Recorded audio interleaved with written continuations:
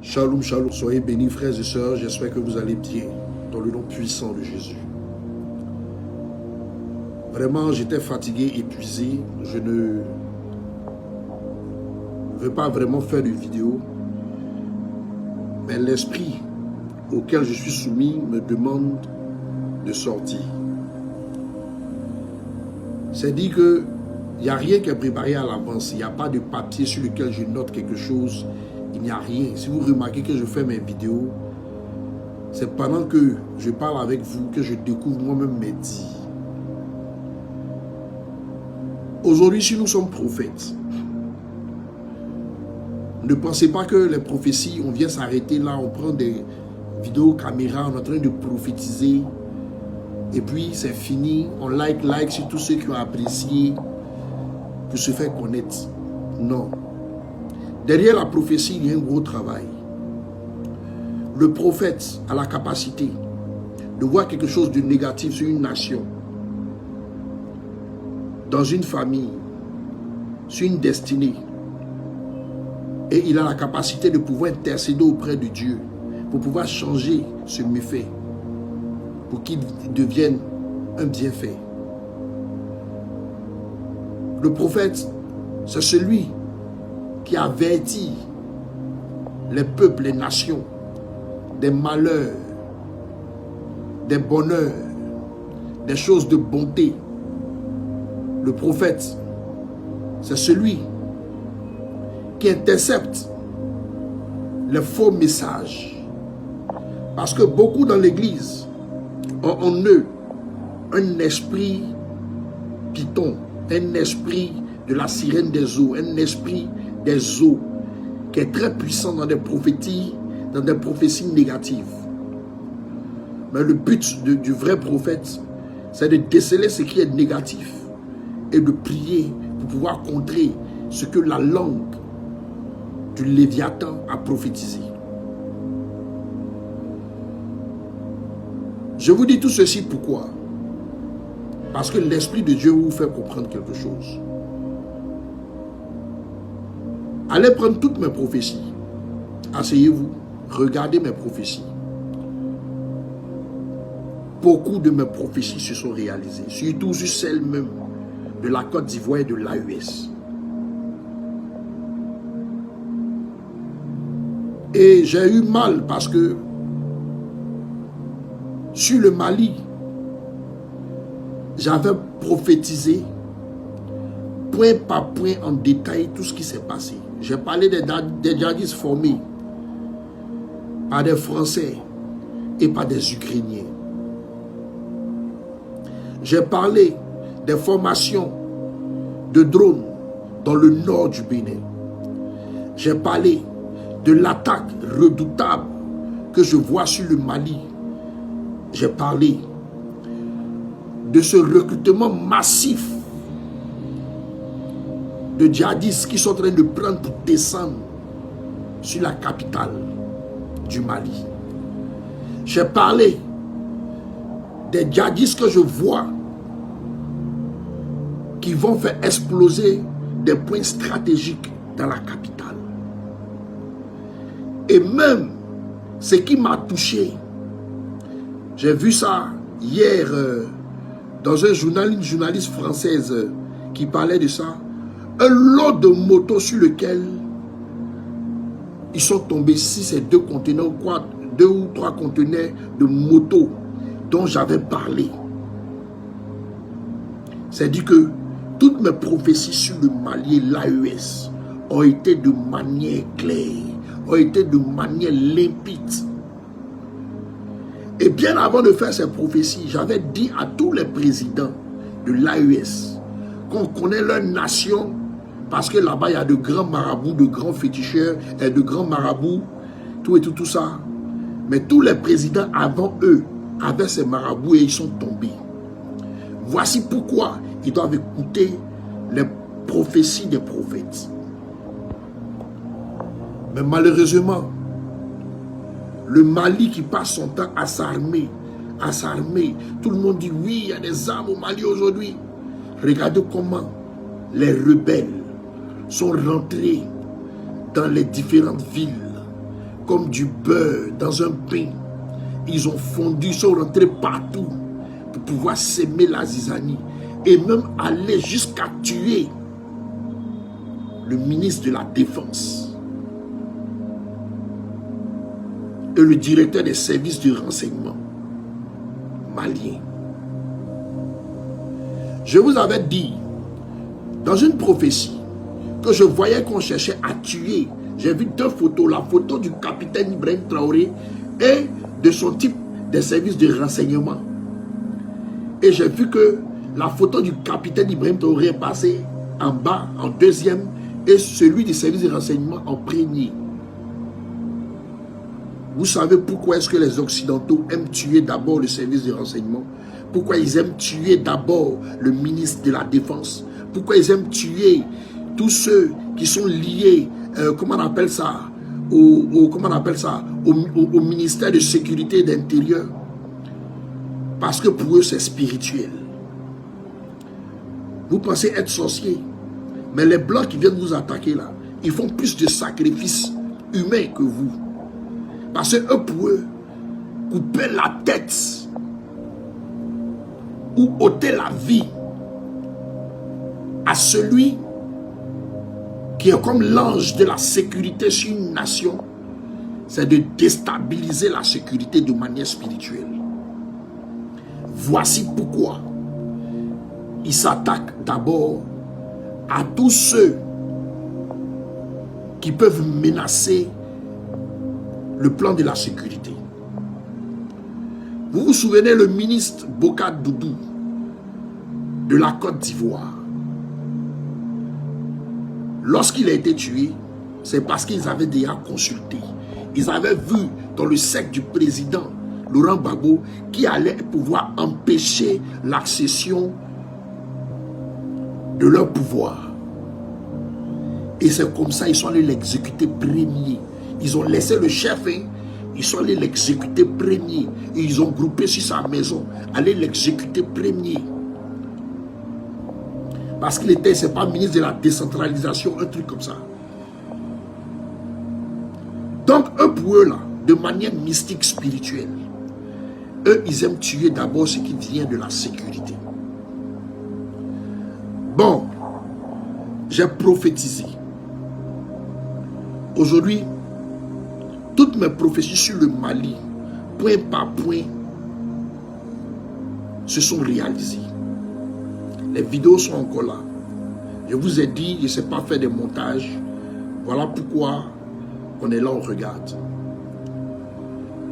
Mais actuellement, je tiens à vous dire que tous ceux que vous tuez là, tous ceux que vous êtes en train de tuer là, eux c'est des sacrifiés. C'est des personnes qui sont venues d'abord pour vous diminuer en nombre. C'est des personnes qui sont venues pour montrer les failles de votre sécurité. C'est des personnes qui sont venues pour vous emmener à commettre des erreurs. Et c'est des personnes qui sont comme des boucliers de chair pour vos vrais ennemis. C'est moi qui avais dit qu'il y a des formations sur ces djihadistes. Et je vous le redis encore. Les vrais ennemis de l'AES sont tapis dans l'ombre. Il y a une scène que je n'ai pas encore vue où des personnes vont se parachuter sur l'AES. Beaucoup de prophéties sont en train de sortir encore concernant le capitaine Ibrahim Traoré qui sera mort. Un prophète réputé au Nigeria, que je respecte, a eu à parler de ça. On m'a envoyé, j'ai écouté. Mais cette prophétie-là, je ne peux pas dire qu'elle vient de Dieu, elle ne vient pas de Dieu. Mais Dieu parle à ses prophètes de manière différente. Mais je sais une chose.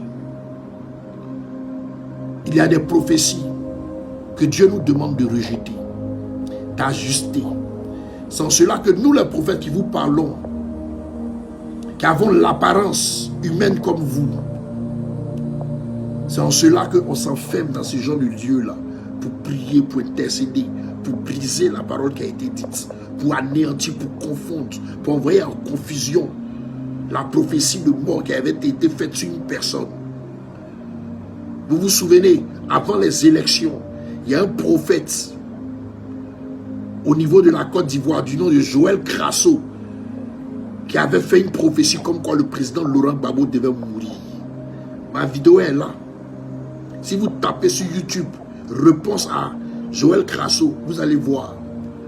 C'est moi qui me suis levé, qui ai lié sa parole, qui ai lié sa parole de la tête aux pieds, qui ai pris des moments de jeûne, qui ai intercédé pour empêcher cela, qui a intercédé pour retourner sa parole, qui a intercédé pour stopper cette prophétie. Et cette prophétie ne s'est pas accomplie. Mais pourquoi j'ai lié la parole d'un autre prophète? Parce que Dieu m'a montré que ce prophète avait la langue du Léviathan, il avait la langue du diable, il avait la langue de quelqu'un qui travaille avec les fétiches. Il m'a dit, le pouvoir de la vie et de la mort se trouve sur la langue. Refuse cette parole sur ta nation et rentre en prière pour découper cette langue. Remarquez que depuis que j'ai fait cette prière, Joël Crasso, il ne sort plus trop. Quand il sort même, c'est pour dire des choses qui n'ont pas de sens. Parce que je le surveille. Je le surveille, je vous le dis. S'il sort pour prophétiser quelque chose de négatif sur la nation, je vais m'attaquer à lui. Je vais m'attaquer à ses paroles. Je vais m'attaquer et déconstruire ses paroles. Donc, comprenez le rôle du prophète lorsqu'on est en train de prier. Ne regardez pas mon physique. Mon physique là, mon apparence là, elle est très trompeuse. Ce qui est dans, ce que vous voyez là, avec le temps, vous allez le découvrir dans l'église. Pour ceux qui l'ont déjà découvert, ils savent. Donc quand on donne des prophéties,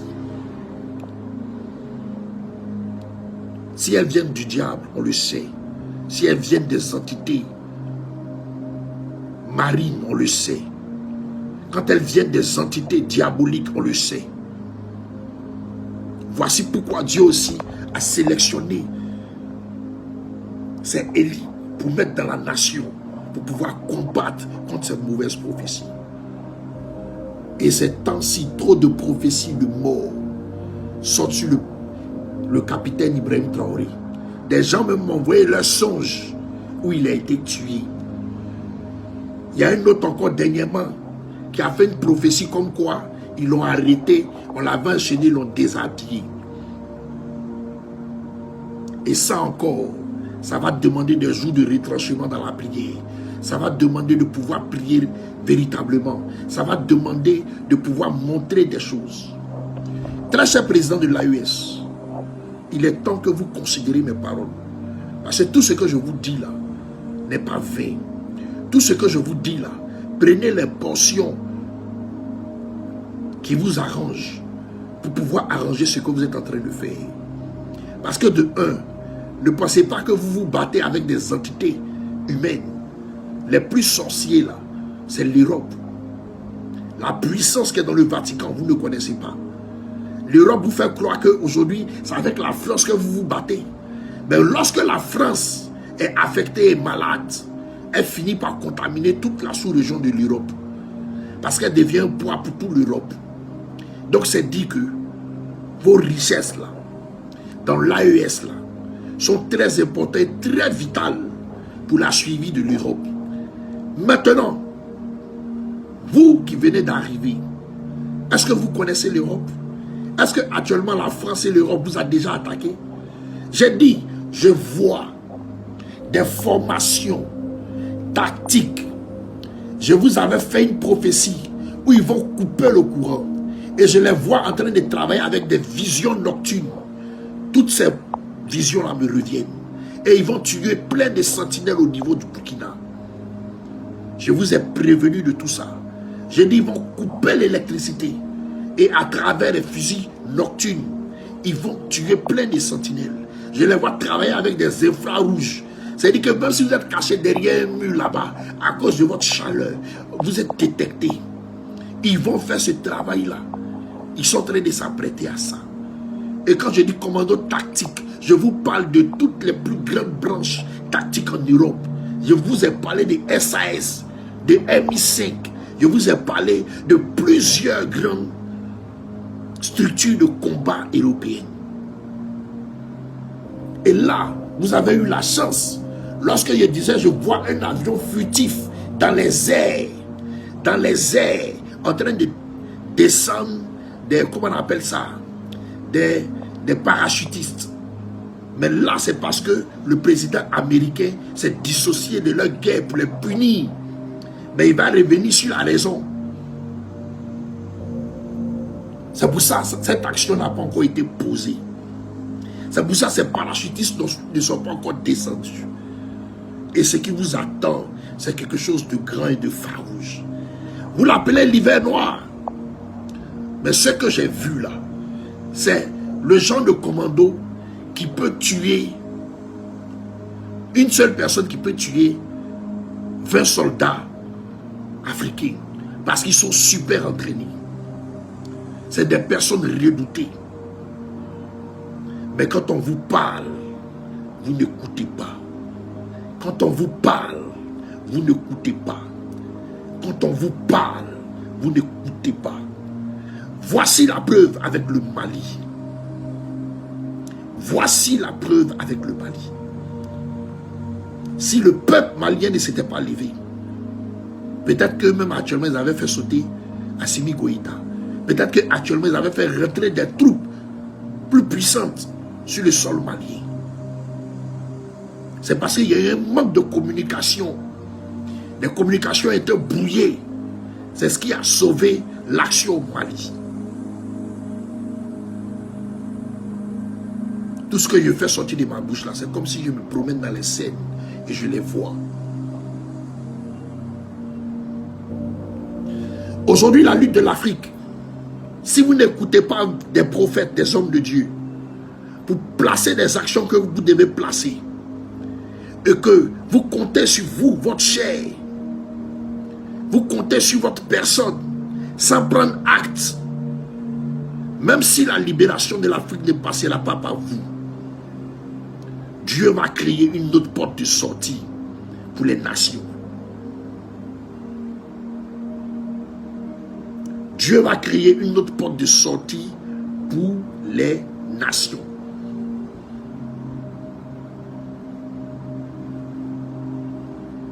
Lorsque j'ai vu la mort du ministre, que je suis sorti automatiquement pour faire une similitude avec un rêve que j'avais eu.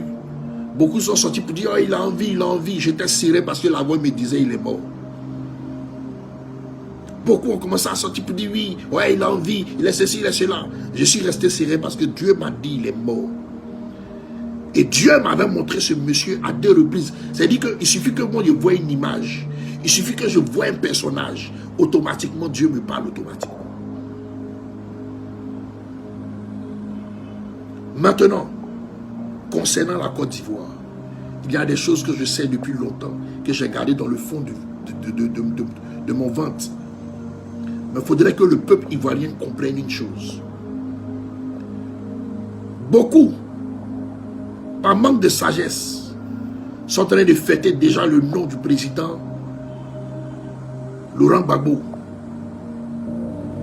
Mais vous pensez que l'entité qui combat le président Laurent Gbagbo est M. Alassane Dramane Ouattara? Vous pensez que l'entité qui s'est dressée sur le combat du père Laurent Gbagbo est M. Alassane Dramane Ouattara? Si c'était ça, depuis longtemps, ils étaient déjà tombés. Ils étaient déjà finis. Le système qui le combat est un système plus puissant. Un système qui avait vu dans leur monde spirituel que si ce monsieur venait au pouvoir, l'Afrique allait se libérer. Ils ont tué Kadhafi, ces gens. Ils ont tué plein de présidents africains. La seule chance que nous avons, ils n'ont pas encore ôté la vie au président Laurent Gbagbo. Mais il y a un groupuscule de personnes au nombre de 20-25. Ils sont sur le territoire ivoirien. Il y a des blancs parmi. En cas de guerre ou d'attaque ou de remous sur le sol ivoirien, ils doivent exécuter le président Laurent Gbagbo. Je le sais bien avant les élections. Je l'ai mis sous silence pour prier, pour intercéder, pour le faire oublier dans la mentalité de ces personnes. J'ai prié, j'ai intercédé pour emmener le père Laurent Gbagbo à fermer sa bouche. Vous vous souvenez de la vidéo que j'avais faite où vous êtes en train d'insister à dire aux gens encore de sortir, et puis je suis venu vous agresser, vous les gens du PPACI, pour dire que mais pourquoi vous voulez envoyer les gens à la mort? C'est à partir de ce jour-là que j'ai prié pour que le président Laurent Gbagbo ne prenne pas de décisions bêtes et négatives. J'ai prié contre lui, contre son cœur, sa bouche. J'ai demandé à Dieu de sceller sa bouche, de le sceller lui-même. Il ne faudrait pas qu'il prenne des décisions. Et pendant que je priais, je voyais autour de lui que pendant qu'il y a un groupe parmi lui, il y avait 4-5 personnes dans ce gros lot-là qui étaient des traîtres, qui prenaient les informations de cette décision pour envoyer ça aux gens du RHDP. Vous pensez qu'on est dans de l'amusement? Vous pensez qu'on est dans du jeu? Vous pensez que vous faites le combat que quelqu'un? Je vous ai dit, il y a des anges sur la nation. C'est eux qui vont faire le nettoyage. Et ce sera pas de la bouche ou ni de la main d'un leader. Parce que quand vous êtes en train de vénérer l'homme, que Dieu dans ce combat, le combat ne fait que perdurer. Quand vous passez votre temps à vénérer telle personne,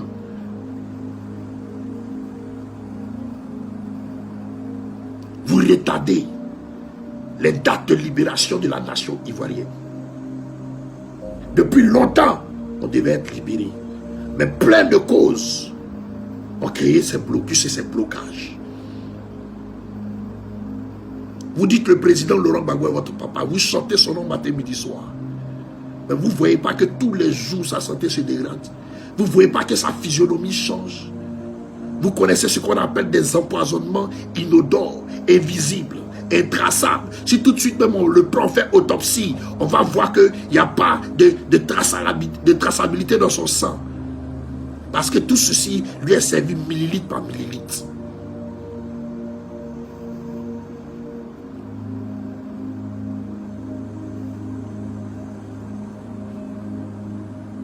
La libération de la nation ivoirienne de l'Afrique repose sur Dieu. Et tant que vous n'avez pas compris ça, vous allez perdurer. Tant que vous n'avez pas compris que quand vous faites vos vidéos, c'est le nom de Dieu que vous devez prononcer. Le président Ibrahim Traoré va s'en sortir. Quelles que soient les 1000 prophéties qui vont se lever. Parce qu'il confie son armée à Dieu. Parce qu'il confie son peuple à Dieu. Parce que le nom de Dieu ne manque jamais de sa bouche. Parce qu'il ne vénère aucun homme. Et il prend pour appui celui qui est Dieu.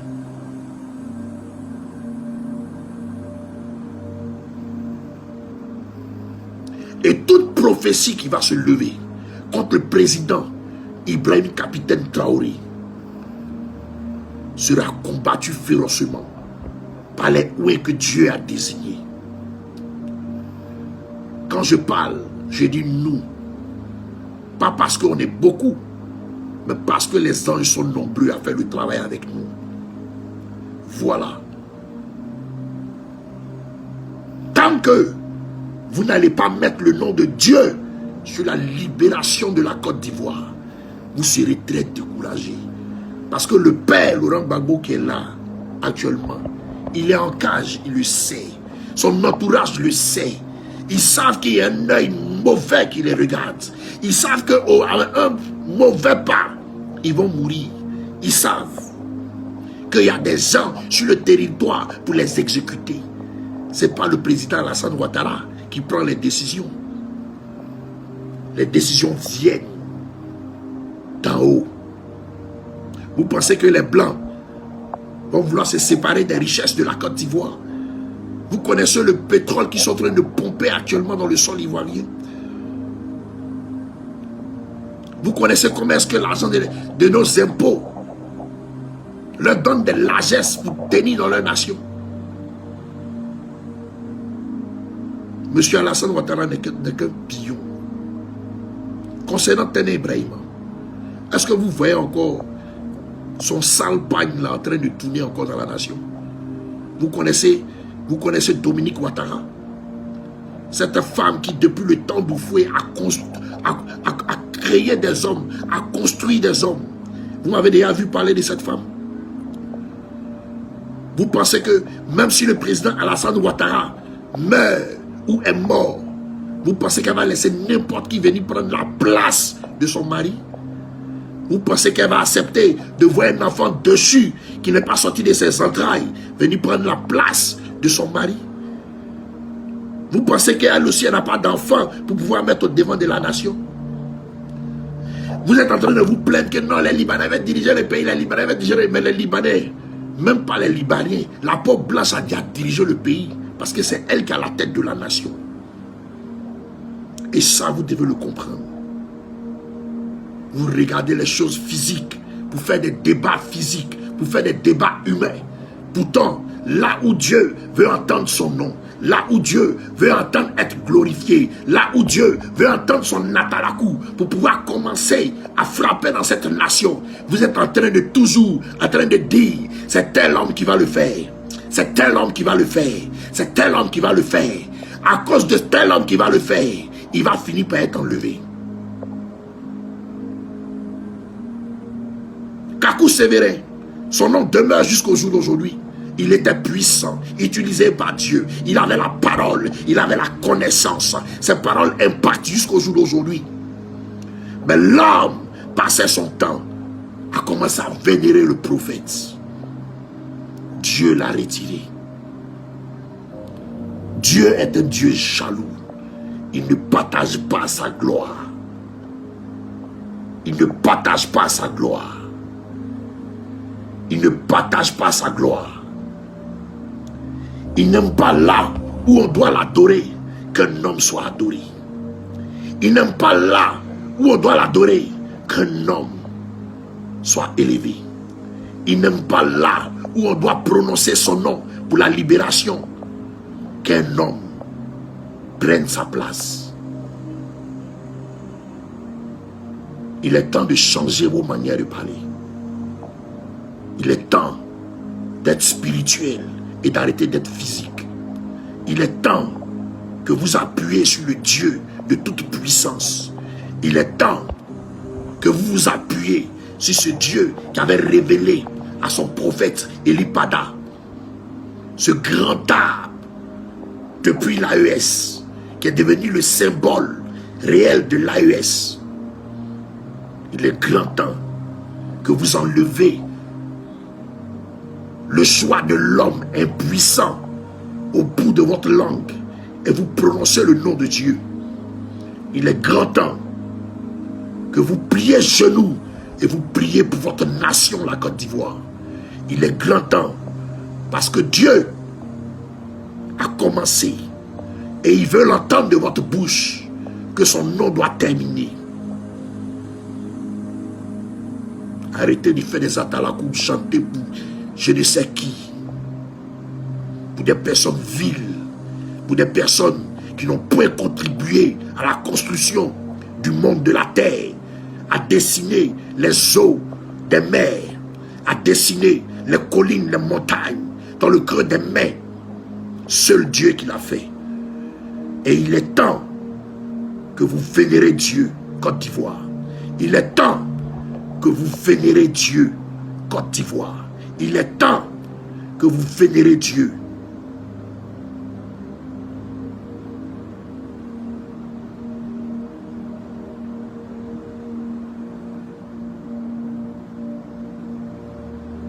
Il Il y a un groupuscule de personnes sur la terre ivoirienne. Et ce qui me fait mal, je vois 2-3 personnes autour même du président Laurent Gbagbo qui savent que c'est une condition, que si jamais il essaie de dire qu'il va forcer le peuple, il sera abattu avant que le peuple va le voir. Ils le savent.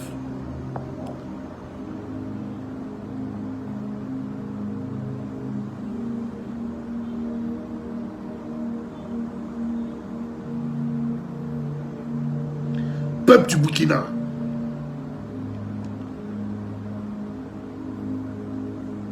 soyez forts.